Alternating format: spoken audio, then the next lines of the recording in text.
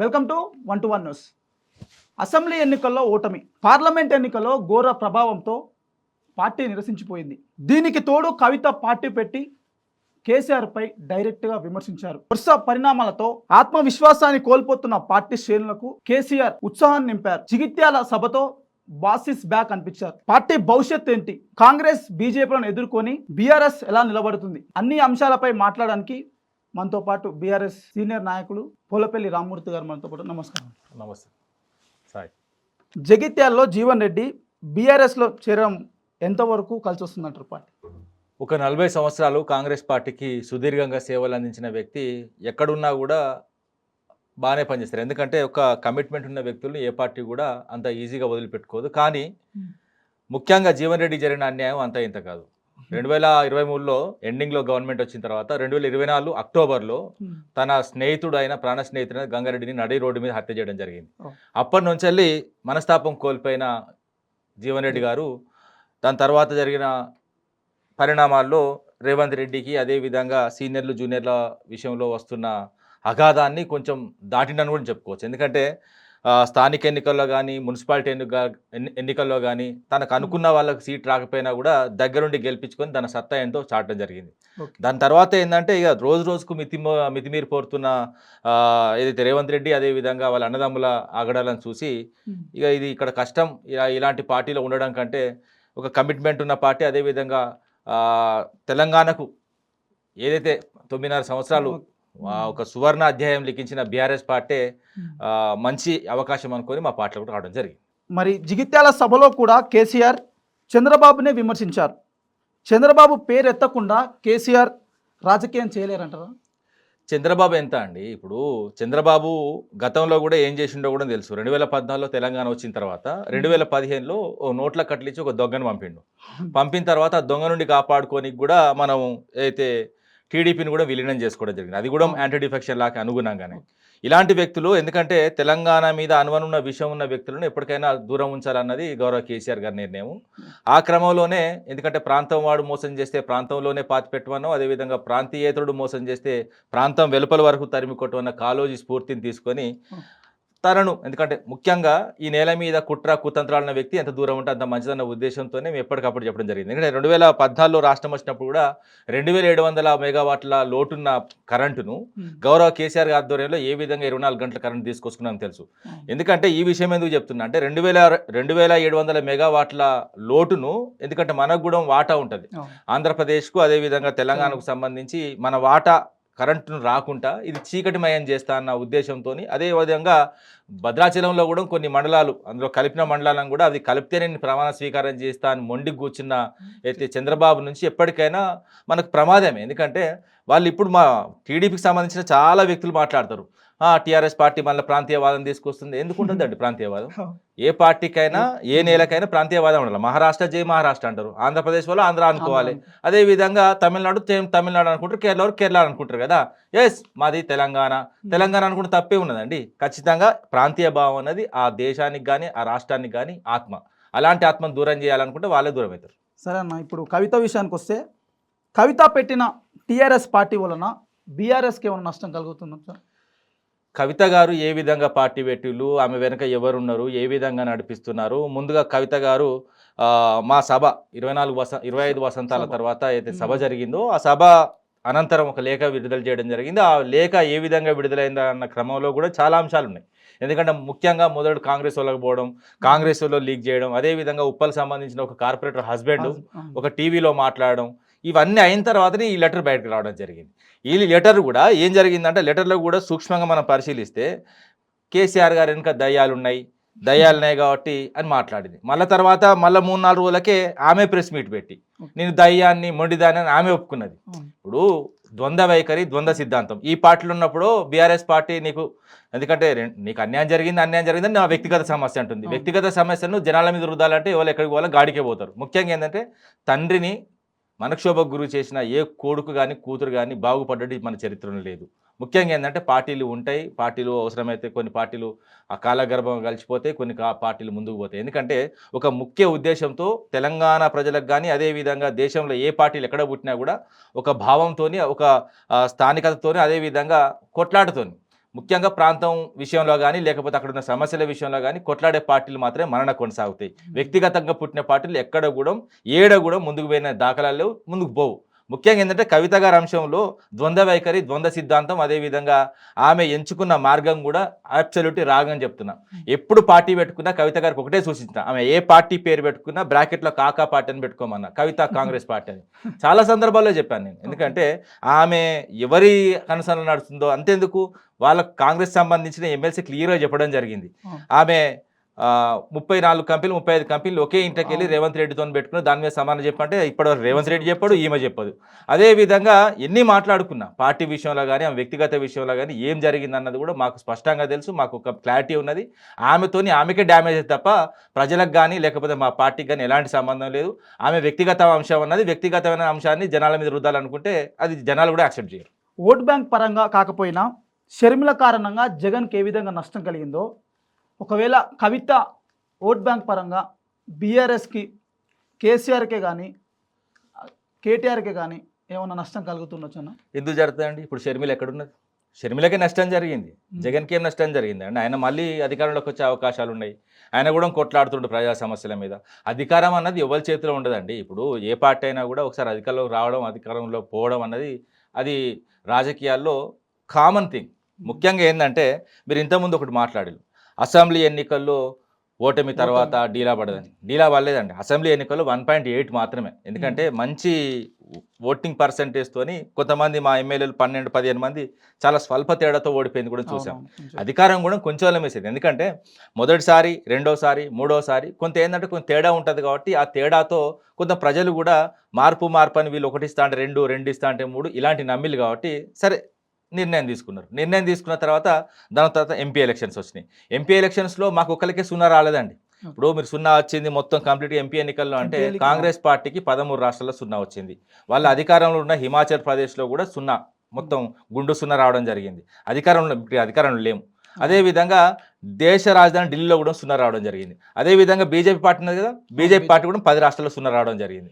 నలుగురితో నారాయణ అన్నట్టు మాకు కూడా వచ్చింది. పెద్ద దాన్ని ఆలోచించవలసిన అవసరం లేదు. ముఖ్యంగా ఏంటంటే మేము ప్రజల సమస్యల మీద అప్పుడు ఇప్పుడు పక్షంలో ఉన్నా ప్రతిపక్షంలో ఉన్నా మేము కొట్లాడుతున్నాం. ప్రజా సమస్యలను ఎప్పటికప్పుడు వాటి మీద మేము ముందు వెళ్తూనే ఉన్నాం తప్ప మాకు మా ప్రాంతం యొక్క భావాలు ముఖ్యం, మా ప్రాంతం యొక్క అభివృద్ధి ముఖ్యం. అభివృద్ధి కోసమైనా దేశ అభివృద్ధి కోసమైనా ఖచ్చితంగా పాటుపడతాం. అసలు భగీరథ విషయంలో మీ పార్టీ స్టాండ్ ఏంటని? బండి భగీరథ అన్నది 31st నైట్ డిసెంబర్లో ఒక అమ్మాయిని తీసుకెళ్ళి పలుమార్లు అత్యాచారం చేసినట్టు ఆమె కేసు పెట్టడం జరిగింది. వాళ్ళ తల్లిదండ్రులు అదేవిధంగా పోలీస్ స్టేషన్ వెళ్ళి కేసు పెట్టడం జరిగింది. దాని తర్వాత ఒక ప్రధాన ప్రతిపక్ష పార్టీగా మా బాధ్యత అది. ఎందుకంటే ప్రజల వైపు నిలబడాల్సిన బాధ్యత కాబట్టి మేము బాధ్యతగా అంశాన్ని మేము ప్రజలలోకి తీసుకుపోయినాం. ముఖ్యంగా ఏంటంటే వీళ్ళు చేసినంత దుర్మార్గం కాదండి, వీళ్ళు ఘోరమైన దుర్మార్గం. ముఖ్యంగా ఏంటంటే ఫోక్సో కేసు కింద కేసు నమోదైన తర్వాత బాలికకు సంబంధించి ఏ చిన్న డాటా కూడా బయటికి రావద్దు. అది కూడా ఫోటోలు రావద్దు, అదేవిధంగా కాంటాక్ట్ నంబర్ రావద్దు, అదేవిధంగా ఎలాంటి అంశాలు కులం కానీ మతం కానీ ఇవి రావద్దు. ముఖ్యంగా ఏంటంటే చాలా అంశాలు మనం ముడిపడి ఉంటాయి ఇందులో. ఎందుకంటే ఇప్పుడు మనకు శ్రీరాములని కర్ణాటకకు సంబంధించిన మాజీ మంత్రి ఉంటాడు. తాను కూడా ఫోక్సో కేసు అనుభవిస్తున్నాడు. ఏ విధంగా అంటే రేప్ చేసో లేకపోతే అమ్మాయిలు చిన్న అమ్మాయిలను వాడుకొని కాదు, చిన్నగా ఫోక్సో కేసు అయిన అమ్మాయి డీటెయిల్స్, స్కూల్ డీటెయిల్స్, ఆమె పేరు, అదేవిధంగా అడ్రస్ చెప్పడం జరిగింది. చెప్పిన వెంటనే ఆయన మీద ఫోక్సో కేసు అయింది. ఇలాంటి ఎందుకంటే అత్యుత్సాహము ఏదైతే ముఖ్యంగా ఈ ఫోక్సో కేసు మీద అవగాహన లేని వ్యక్తులు చాలామంది ఇప్పుడు రేవంత్ రెడ్డికి సంబంధించిన వాళ్ళు కానీ లేకపోతే బండి సంజయ్కి సంబంధించిన వాళ్ళు కానీ కొంతమంది సోషల్ మీడియాలో ఏదైతే బాలికకి సంబంధించిన ఫొటోస్ కానీ వీడియోస్ కానీ పెట్టడం జరిగింది. ఎందుకంటే ఒకరి వ్యక్తిగత అంశాల్లో ఎప్పుడు కూడా తల దూర్చొద్దు. ఆమె 17 ఏళ్ళు నిండలేదు. ఆమె వాస్తవంగా చెప్పాలంటే 18 సంవత్సరాలు నిండిన ఒక బాలిక. ఆమెను వాడుకోవడం అనేది దుర్మార్గమైన పని. అదేవిధంగా దాన్ని వాడుకోవడమే కాకుండా ఆ అమ్మాయిని బ్లాక్మెయిల్ చేసుకుంటూ ఆమెకు సంబంధించిన దోస్తుల దగ్గర కూడా వీడియోలు చూసి నేను ఈమెను వాడుకున్నా అని చూపెడితే ఇక ఇది ఎక్కడదండి? ఇప్పుడు నేనేమంటున్నా బండి సంజయ్ గారిని కానీ నేనేమంటున్నా గాడే అంటాను. ఎందుకంటే ఒక తండ్రి మంచి తండ్రి అయితే తండ్రి అని మనం గౌరవిస్తాం. ఒక కేంద్ర హోంశాఖ సహాయ మంత్రిని ఏ విధంగా పిలుస్తారండి? కొడుకుని దుర్మార్గుని దాచిపెట్టినోడిని ఆ భగీరథ్ గాడు మళ్ళీ కూడా చెప్తున్నా, బండి భగీరథ్ కాదు వాని పేరు, బండి వంశంలో పుట్టిన బద్మాషిగాడు. వాడిని ఖచ్చితంగా అరెస్ట్ చేయాల్సిందే. వాడు నిజంగా చెప్తున్నా, ఈ రోజు సెమన్ టెస్ట్కు భయపడి వాడు జాక్కుంటున్నాడు. అమ్మాయి వచ్చింది పోలీస్ స్టేషన్లో ధైర్యం లేబడ్డది. ఎస్ నాకు అన్యాయం జరిగింది, నా మీద పలుమార్లు ఎందుకంటే అత్యాచారం జరిగింది, ఆ నిందితుని తీసుకురామని ఒక మహిళ ఒక రుద్రమాదేవిలాగా కొట్లాడి అక్కడ నిలబడ్డది. కానీ ఈ దుర్మార్గుడు ఎక్కడ జాక్కున్నాడు, వీడు జాక్కున్నాడు. అదేవిధంగా వీడిని దాచిద్దెవరు? ముఖ్యంగా ఏంటంటే కేంద్ర నిఘా వ్యవస్థ ఉంటుంది, అదేవిధంగా రాష్ట్ర నిఘా వ్యవస్థ ఉంటుంది. వీళ్ళందరినీ దాటుకొని పోయి హైకోర్టులో పిటిషన్ ఇస్తారు నాకు బెయిల్ కావాలని. ఒక ఫోక్సో కేసు అయిన వ్యక్తి మీద మళ్ళీ కూడా అడుగుతున్నా, సిట్ ఎట్లా ఏర్పాటు చేస్తారండి? దేశంలో ఎక్కడ ఉన్నదా?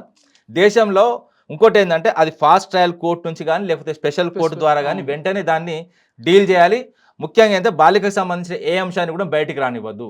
ఇక్కడ వీళ్ళు ఏం చేసిళ్ళు, నిజంగా చెప్తున్నా, బండి భగీరథ సంబంధించిన దోస్తులు కొన్ని పోస్టులు బయట పెడతారు. ఎందుకంటే ఫ్రెండ్స్తో క్లోజ్గా అందరం క్లోజ్ ఉంటామండి, ఫ్రెండ్ అన్నప్పుడు అందరం కూర్చుంటాం, కొంచెం చిల్ అవుతాం. అలాంటి విషయాలను కూడా మొత్తం బయటికి తీసుకొచ్చి ఆమెను మేనేజ్ చేయడానికి, ఆమె వ్యక్తిత్వం మీద మచ్చలు వేయడానికి ప్రయత్నం చేస్తున్నాడు. అరే నువ్వే దుర్మార్గుడు నాయన, నిన్ను మందవడు తాగమన్నాడు, 17 ఏళ్ళ అమ్మాయితో నువ్వడు తిరుగుమన్నాడు, అదేవిధంగా నిన్ను గంజా కొట్టుమన్నాడు, నువ్వు కాలేజీలో నువ్వు చదివిన కాడ మహేంద్ర యూనివర్సిటీలో వాళ్ళ మీద వీళ్ళ మీద చెయ్యవడేమన్నాడు. నీ వ్యవస్థ మంచిగా లేదు, నీ క్యారెక్టర్ మంచిగా లేదు, దాంతోపాటు ఇంకా ఇతరుల మీద నువ్వు డ్యామేజ్ చేస్తూ ఆ అమ్మాయిని ఏదో చిన్న షాప్ ఓపెనింగ్లో కలిసిండట.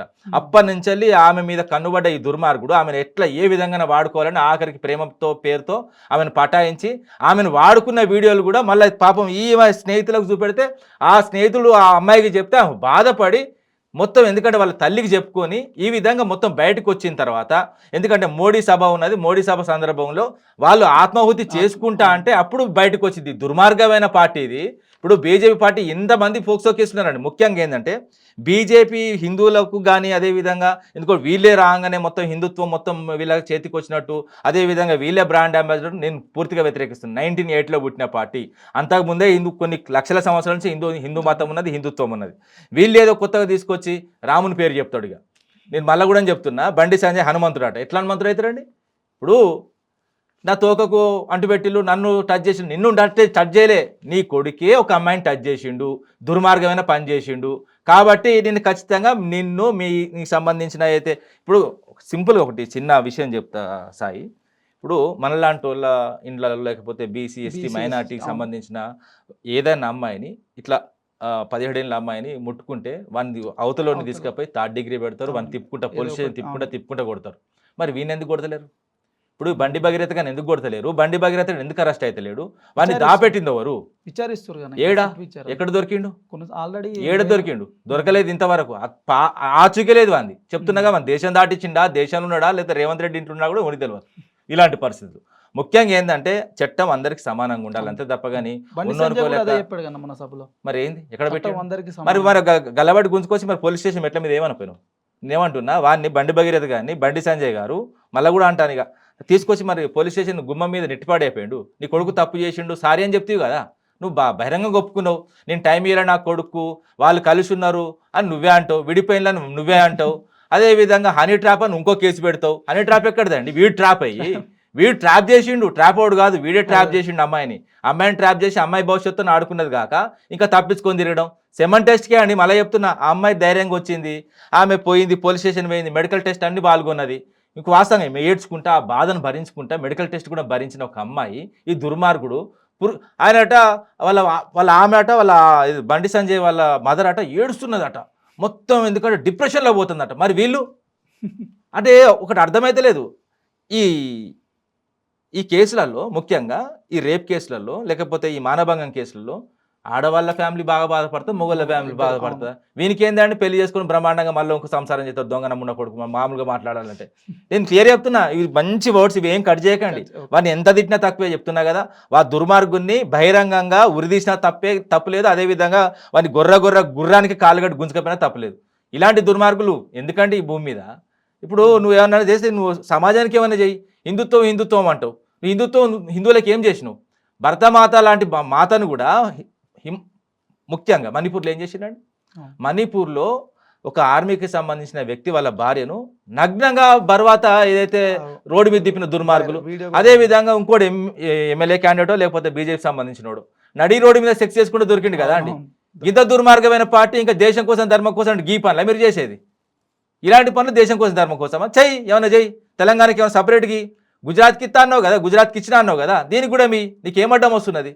ఎలక్షన్ ఉన్నది ఒకలాగా, ఎలక్షన్ లేని దగ్గర ఒకలాగా. మీకు మేనిఫెస్టోలో ఒకటి జాతీయ పార్టీ అంటే ఎట్లుండాలండి? 28 రాష్ట్రాలు, 8 కేంద్ర ప్రాంతాలకు ఒకటే మేనిఫెస్టో ఉండాలి. నీకు ఒక దగ్గర ఒకేలాగా, ఒక దగ్గర ఒకలాగా ఉంటే జాతీయవాదం అంటారా? దుర్మార్గులు కాకపోతే ఇంకేం రోజులండి? బంగారం కొనొద్దు, పెట్రోల్ డీజిల్ వాడొద్దని మొన్న మోడీ సభలో చెప్పారు. ఇది పశ్చిమాసియా యుద్ధం వలన వచ్చిన సంక్షోభమా లేక కేంద్రం విఫలమైంది అనుకోవాలా? పశ్చిమాసియాకు సంబంధించి యుద్ధ వాతావరణం నుంచి ప్రాబ్లమ్స్ వచ్చినాయో దాని విషయంలో నేను ఒక ప్రముఖ ఛానల్లోనే 2 నెలల ముందే చెప్పడం జరిగింది. 2 నెలల తర్వాత వచ్చేది లాక్డౌనే, పార్షల్గా స్టార్ట్ చేస్తారు. దాని తర్వాత ఇబ్బందికరమైన వాతావరణం ఉంటుంది. భారతదేశంలో వాస్తవంగా చెప్పాలంటే ఒక వాజ్పేయి తప్ప, ఈరోజు ఎందుకు గుర్తు చేసుకుంటున్నంటే, ఒక వాజ్పేయి తప్ప దేశం గురించి యుద్ధం వచ్చినప్పుడు కొన్ని అనుకోకుండా యుద్ధాలు వస్తాయి, కొన్ని అనుకోని యుద్ధాలు వస్తాయి. యుద్ధాలు వచ్చినప్పుడు ముఖ్యంగా ఏంటంటే స్ట్రాటజిక్ ఆయిల్కి సంబంధించి స్టోరేజ్ పెట్టింది ఒక వాజ్పేయి మాత్రమే. ఒక 3 దిక్కులో పెట్టడం జరిగింది. ఎందుకంటే యుద్ధమైనప్పుడు ఇవన్నీ మనకు దొరికాయి కాబట్టి, ఎందుకంటే మనం గల్ఫ్ దేశాల మీద ఆధారపడి ఉన్నాం కాబట్టి. ఎందుకంటే 78 ఏళ్ళ స్వాతంత్ర భారతదేశంలో బీజేపీకి ముందు కానీ బీజేపీ తర్వాత కానీ, ముఖ్యంగా వాజ్పేయి ఉన్నప్పుడు కానీ 80% ఆధారపడుతున్నాం. ఇది చాలా ఘోరమైన అంశం. ఎందుకంటే ఇప్పుడు కరోనా టైంలో మీకు యాది ఉంటుంది, ఆత్మనిర్భర్ భారత్ అని 20 లక్షల కోట్లు ఎవల ముక్కలు పెట్టిలో వనికి తెలియదు. ఎందుకంటే దానిలో భాగంగా ఆత్మనిర్భర్ ఎనర్జీ అని కూడా పాలసీ తీసుకొచ్చిళ్ళు. మనం ఇక్కడనే అన్ని స్టార్ట్ చేద్దాం, ఇక్కడి నుంచెల్లే మనం ఉత్పత్తి చేస్తాం, ఆయిల్కి సంబంధించి అది ఇది అని గప్పాలు కొట్టిన బీజేపీ పార్టీ, ముఖ్యంగా బీజేపీ మోడీకి వచ్చేదానికంటే ముందు 80% మనం ఎక్కడి నుంచి వెళ్ళి ఇతర దేశాల నుంచి దిగుమతి చేసుకుంటున్నాం. ఈయన వచ్చిన తర్వాత కూడా అదే సేమ్.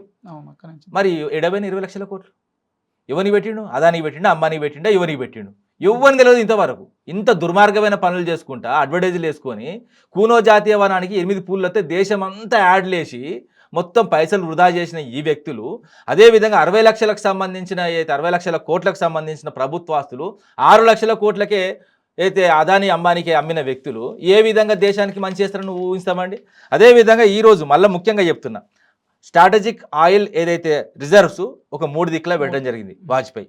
అదేంటంటే విశాఖపట్నం 1.33 MMT, దాని తర్వాత ఎందుకంటే మంగళూరులో 1.50, అదేవిధంగా పాడూరులో 2.50, ఇది మొత్తం కలిపితే 5.33 MMT స్టోరేజ్ కెపాసిటీ భారతదేశానికి తీసుకొచ్చిన ఏకైక నాయకుడు ఎవరైతే వాజ్పేయి గారు.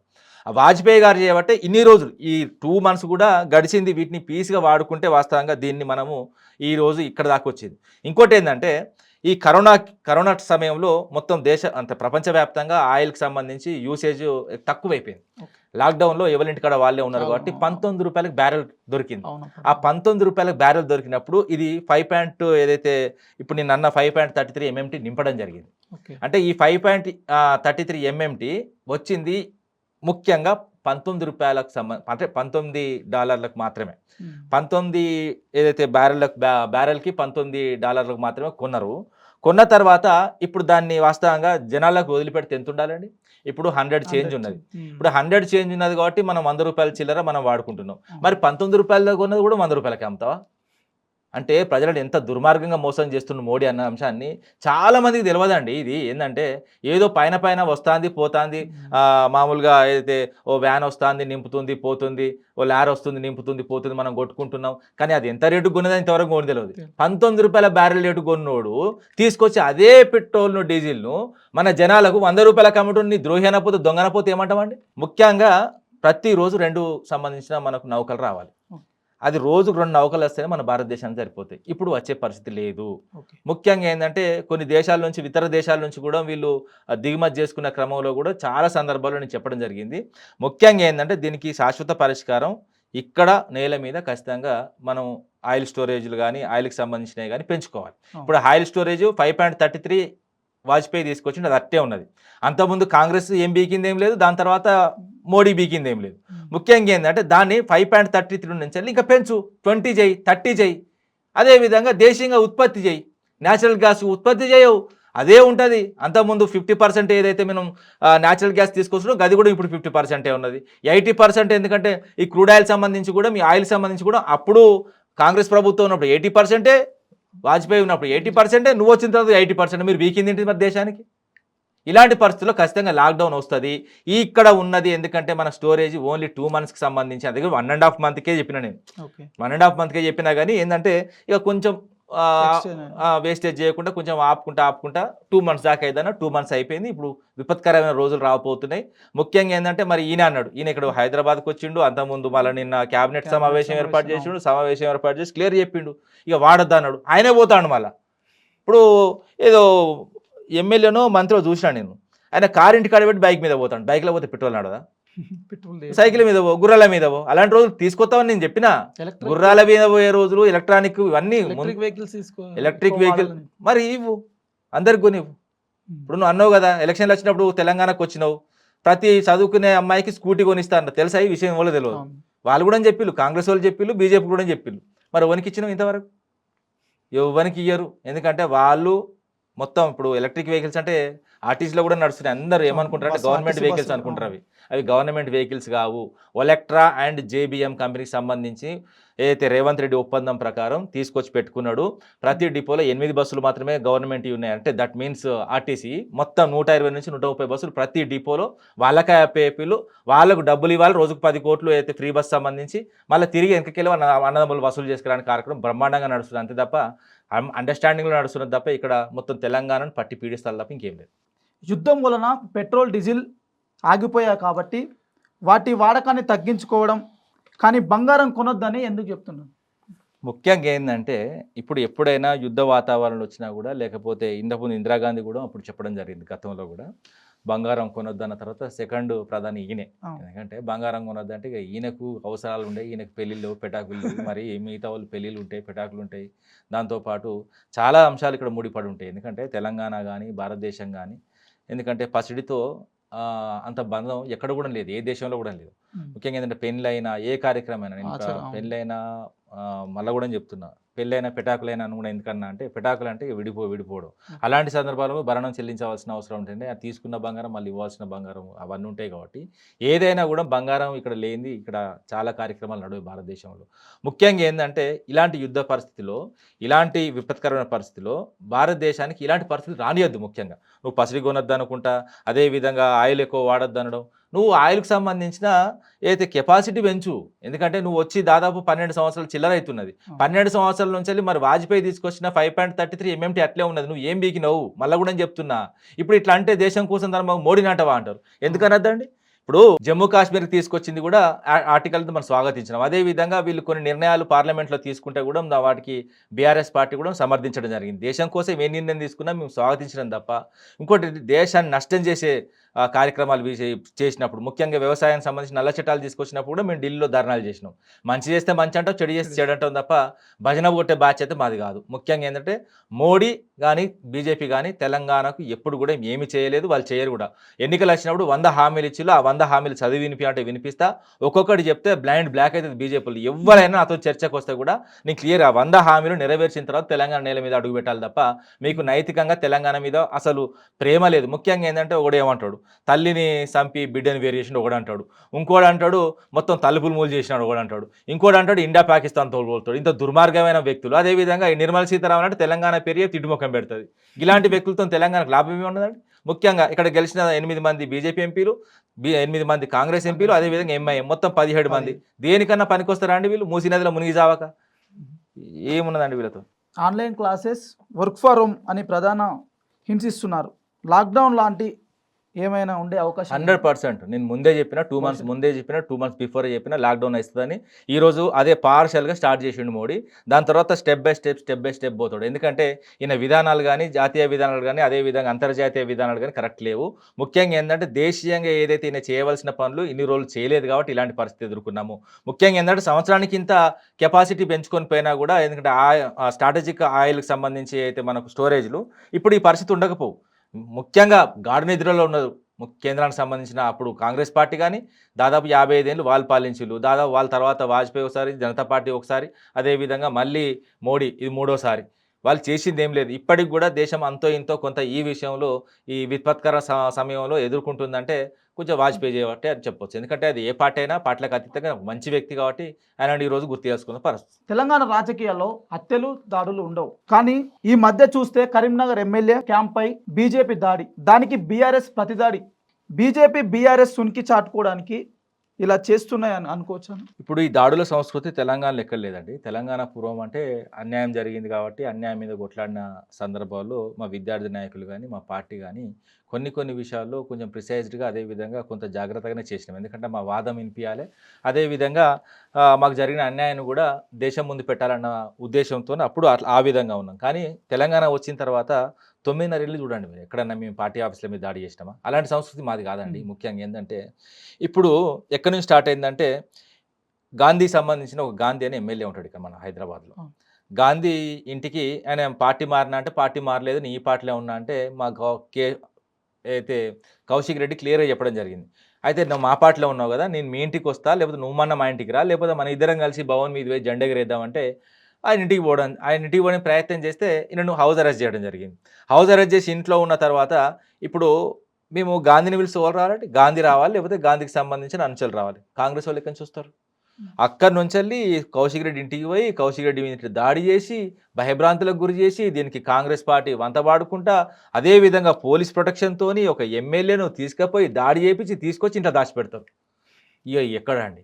అదేవిధంగా మా పార్టీ ఆఫీసుల మీద కూడా చూస్తున్నారు వచ్చిన పంచలు. మేము దాడులు చేయాలంటే వాళ్ళు ఉంటారా అండి? నేను చెప్తున్నా, మేము దాడులు చేయాలనుకుంటే ఒక కేసీఆర్ గారు ఒక పిలిపిస్తే రాష్ట్ర వ్యాప్తంగా ఉన్న ఆఫీసులు ఉంటాయా? నేనేమంటున్నా, ఇది కాదు సంస్కృతి. మీ పార్టీ ఏదో మీ పార్టీ ఆఫీసు మీరు కాపాడుకోవాలి. అక్కడి నుంచి వెళ్ళి మీరు కార్యకలాపాలు చేసుకోవాలి. మేము కూడా అంతే కదా అండి. మేము ఇంకోటి ఏంటంటే ఏ పార్టీ ఆఫీస్ అయినా ప్రజాసేవ చేయనీకే ఉంటాయి తప్ప అది ప్రైవేట్ దుకాణాలు కాదు. ముఖ్యంగా ఏంటంటే మేము ఎక్కడ కూడా మా పార్టీ ఆఫీస్ చూడండి, రాష్ట్ర వ్యాప్తంగా ఉన్న ప్రతి పార్టీ ఆఫీస్ చూడండి, మేము పార్టీ కార్యకలాపాలకు మాత్రమే వాడుతున్నాం. మన కాంగ్రెస్ అట్లా కాదు. ఒక జాతీయ పార్టీ కానీ గుర్తింపు పొందిన పార్టీ కానీ ఏ పార్టీ ఆఫీస్ జాగా ఇచ్చినా అందులో ఏ దుకాణాలు నడపొద్దు, ఎవరి ఫంక్షన్ హాల్కి ఇవ్వద్దు, అదేవిధంగా ఎలాంటి షాపింగ్ మాల్స్ నిర్మించవద్దు. అట్లా నిర్మిస్తే వెంటనే వెనకకు తీసుకోవచ్చు. మొత్తం రాష్ట్ర వ్యాప్తంగా ఉన్న కాంగ్రెస్ సంబంధించిన ప్రతి పార్టీ ఆఫీస్ చూడండి, అన్ని కిరాయిలకు ఇచ్చిళ్ళు, అన్ని కిరాయిలకు ఇచ్చి నడుపుకుంటున్నారు. దాని నుంచి ప్రతిఫలం పొందుతున్నారు. ప్రతిఫలం పొందొద్దు. ప్రతిఫలం పొందితే దాన్ని ఇమీడియట్గా గవర్నమెంట్ క్యాన్సిల్ చేయాలి. నీకు దమ్ముందా రేవంత్ రెడ్డికి? నేను క్లియర్ అడుగుతున్నా. ప్రతిఫలం పొందే ముఖ్యంగా గాంధీ భవన్లు అని చెప్పుకుంటారు కదా, ప్రతిఫలం పొందే గాంధీ భవన్లు అని చెప్పుకుని అన్నిటిని మనం వెనుకకు తీసుకోండి.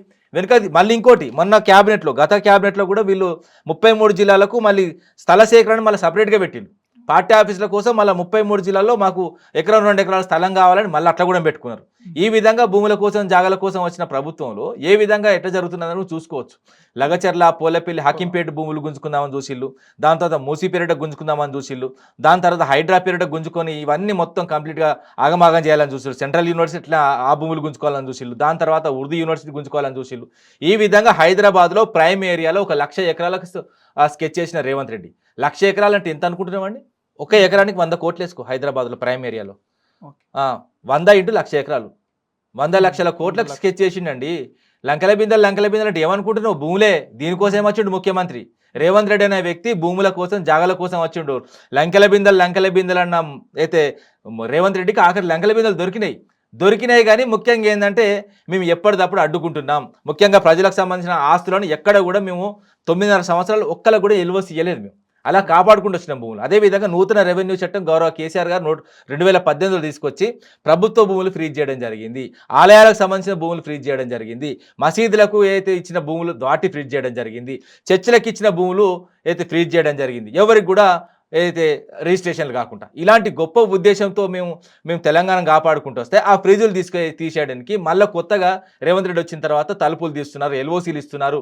ముఖ్యంగా ఈ 5 ఏళ్ళు మొత్తం వాడు 7 అన్నదమ్ములు. ఆ 7 అన్నదమ్ములు 5 అన్నదమ్ములు 2 చచ్చిపోయారు, 5 బతుకున్నారు. ఈ 5 ఏళ్ళు 5 అన్నదమ్ములు బాగుపడడానికి వచ్చిన ప్రభుత్వం ఇది. ఓటీపీ ప్రభుత్వం అని తెలిసిన తర్వాత 1 టైం పాస్వర్డ్ మళ్ళీ రాదన్న ఉద్దేశంతో ఉన్న రోజులు దోసుకొని పోదామన్న ఉద్దేశంతోనే పాలేసి పంచుకుంటారు తప్ప ఇంకేం లేదు. వచ్చే ఎన్నికల నాటికి బీజేపీ బీఆర్ఎస్ కలుస్తాయని చాలామంది భావిస్తున్నారు. కానీ ఆ రెండు కలవకపోతే కాంగ్రెస్ని ఓడించడం కష్టమే అంటున్నారు. ఎంతవరకు? ముఖ్యంగా రాష్ట్రంలో 2023లో కాంగ్రెస్ ప్రభుత్వం రావడానికి అందరు కలిసి పనిచేసారని తెలుసు. ప్రభుత్వం వచ్చిన తర్వాత రేవంత్ రెడ్డి కానీ బండి సంజయ్ గారు అన్న మాటలు మీరు ఒకసారి గుర్తు చేసుకోండి. మేము కొట్టుకోవడం కాదు, బీఆర్ఎస్ను సమూలంగా మనం ఈ రాష్ట్రం నుంచి ఎల్లగొట్టడానికి మన ఇద్దరం కలిసి పనిచేస్తామని క్లియర్గా చెప్పడం జరిగింది బండి సంజయ్. అది ఆన్ రికార్డు కూడా అవసరమైతే ప్లే చేయండి. దాని తర్వాత ఎందుకంటే రేవంత్ రెడ్డి కూడా పలు సందర్భాల్లో ఏ విధంగా వివరించినది కూడా చూసుకోవచ్చు. మేము బాయి బాయి మోడీ కానీ నేను కానీ బాయి బాయి ఉంటాము, మాకు ఇలాంటి భేదాలు లేవు. నేను ఇంకోటి ఏంటంటే మా పార్టీలో ఉన్న సీనియర్లకు నా మీద కోపంగా ఉన్నది, మోడీ గారి అంశాలు నేను ముందు తీసుకుపోతాను కాబట్టి మా పార్టీలో ఉన్న అధినాయకత్వాన్ని కూడా కోపం ఉన్నదని ఓపెన్ స్టేట్మెంట్ ఇచ్చిండు. అదేవిధంగా హుజరాబాద్లో మీరు ఏ విధంగా కలిసి పనిచేసిళ్ళు, ఒక డమ్మీని పెట్టి అక్కడ అయితే ఈటల రాజేందర్ని గెలిపేయడానికి ప్రయత్నం చేసిళ్ళు, అందులో మీరు సఫలమైనలు. అదేవిధంగా దాని తర్వాత భువనగిరి, హైదరాబాద్ టు వరంగల్ పోతే భువనగిరి వైస్ చైర్మన్ పదవులు పంచుకున్నారు. అదేవిధంగా మొన్న జరిగిన మున్సిపాలిటీ ఎన్నికల్లో కూడా మీరు ఏ విధంగా కలిసి పనిచేసినది కూడా తెలుసు. రాష్ట్రంలో జరుగుతున్నది కూడా ప్రభుత్వం వచ్చిన వెంటనే చెప్పడం, రాష్ట్రంలో ఉన్నది ఎంసీఆర్ ప్రభుత్వం, మోడీ చంద్రబాబు రేవంత్ రెడ్డి ప్రభుత్వము.